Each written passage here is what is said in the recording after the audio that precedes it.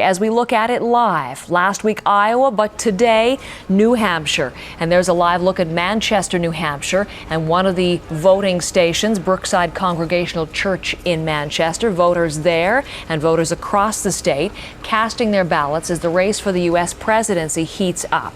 The state's primary is underway. This is the third hour of voting, in fact, and the latest polls show candidate from each party surging ahead. The CBC's Henry Champ is in Manchester, New Hampshire for a very big day for American politics. Henry, good morning to you. Good morning, Heather. You're right. The surge is taking place here. It's a bounce, really, on the Democratic side for Barack Obama. Clearly, that victory in Iowa has been recognized here.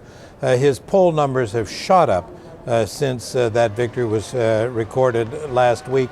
Most now saying that he's at least a 10-point favorite to win today, some going as high as 15 and nearly 20% as well. It's an enormous tribute to his candidacy and his campaigning, which is drawing big, huge crowds here in New Hampshire. And as far as the Democrats are concerned, drawing over a lot of independent votes, and that's what they believe they're going to need when the fall comes and they're running against the Republican candidate, who will be perhaps John McCain, who is rising from the dead.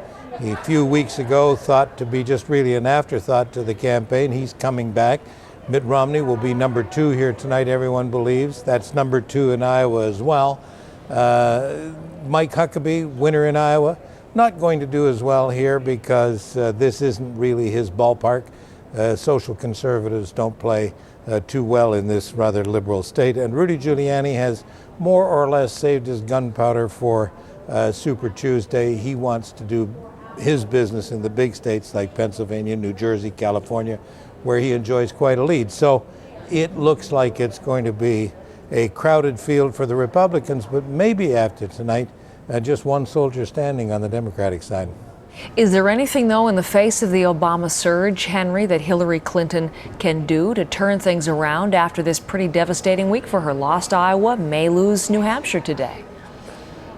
Well, you're right. It has been a devastating week. There's no question about it. Yes, there is. If they could get this back on track as a campaign on the issues, the Clinton folks believe they would have some chance of clawing back to the kinds of leads she enjoyed before.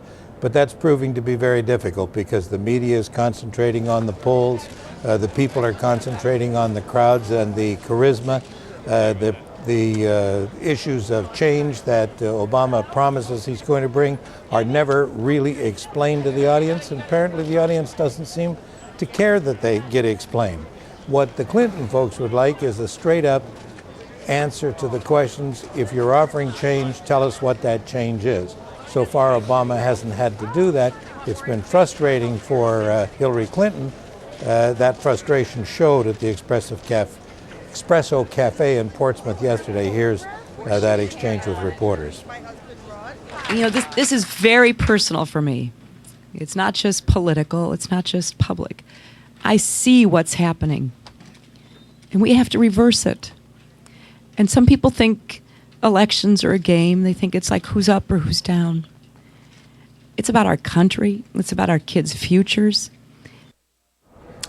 A rare but very strong, emotional from the heart speech during that coffee shop chat yesterday. Really a lot of discussion about that, Henry.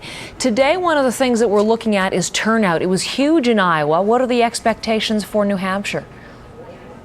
Same thing here. People talking about the same kind of record crowds, certainly on the Democratic side, as they saw in Iowa. In Iowa, it was clear that independents came over to the Democratic side to vote for Obama, and that seems to be repeating itself here. Pollsters saying independents indicating that they will more than normal vote on the Democratic side of the ticket, and those people coming in are likely to support Obama.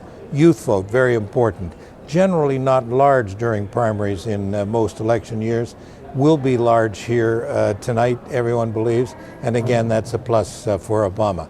John McCain will be a bit disappointed that the independents are going more to the Democratic side.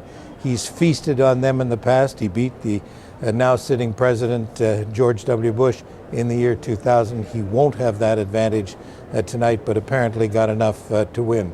So it's going to be exciting here. And in a way, when we played that clip of Hillary Clinton, a bit of sadness as well, because she was way out in front, and it looks like she's headed to a pretty heavy defeat. Thank you, Henry. Henry Champ leading our coverage from Manchester, New Hampshire this morning.